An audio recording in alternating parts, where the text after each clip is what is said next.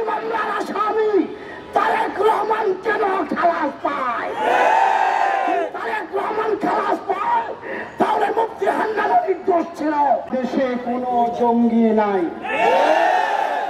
আমি মুসলমান, আপনার ফিলিস্তিনের নির্যাতিত মুসলমানদের পক্ষে কথা বলাই আমার অধিকার। ভারতের গুজরাটের মুসলমানদের পক্ষে কথা বলাই আমার অধিকার। কাশ্মীরের মাজলুমদের পক্ষে কথা বলাই আমার অধিকার। তাই বলে কেউ জঙ্গি হয়ে যায় না।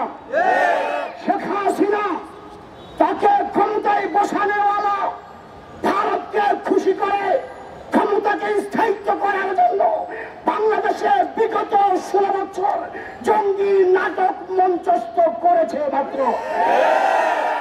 আমার জিজ্ঞাসা, যদি 76 কেজি মামলা সত্যই হবে তাহলে মামলার চূড়ান্ত রায়ের আগে মুফতি হান্নানকে তড়িঘড়ি করে কেন ফাঁসির কাস্টে ঝুলানো হলো?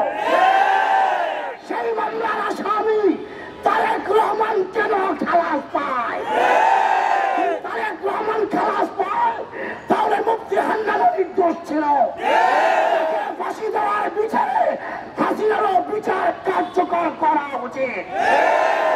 এই সমস্ত মামলায় যে সমস্ত ওলামায়ে কেরাম এবং মাজলুমরা জেলে আছে তারা নির্দোষ, তারা নিরপরাধ, তারা জুলুমের শিকার, হাসিনার ক্ষমতার লোভে লিপ্সায় নির্যাতনের শিকার এই সমস্ত ওলামায়ে কেরাম। অতএব জালেম হাসিনা দিল্লি চলে গেছে, দিল্লির কোন নির্দেশ বাংলায় চলতে পারে না, রায়ের কোন এজেন্ডা বাংলায় চলতে পারে না, আমেরিকার ষড়যন্ত্র বাংলাদেশে বাস্তবায়ন হতে পারে না। বাংলাদেশ খেলাফত আন্দোলনের মহাসচিব হিসেবে বলছি, এই সমস্ত আলেমদের মুক্তি পাওয়া তাদের মানবিক অধিকার, তাদের নির্যাতিত পরিবারের অধিকার। অতএব ধারাবি, শেখ ফরিদ, আমিরুল ইসলাম সহ যে সমস্ত ওলামায়ে কেরাম ওই সমস্ত মামলায় জেলখানা আছে ওদেরকে অবিলম্বে মুক্তি দিতে হবে।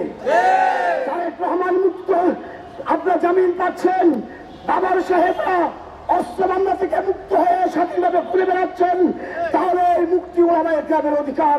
অতএব মুক্তি দিবেন, নচেত আলেমদের সাথে বৈষম্যহীন মুক্তি আন্দোলনের সাথে খেলাফত আন্দোলন একাত্মতা ঘোষণা করে মানিয়ে আনতে বাধ্য হবে।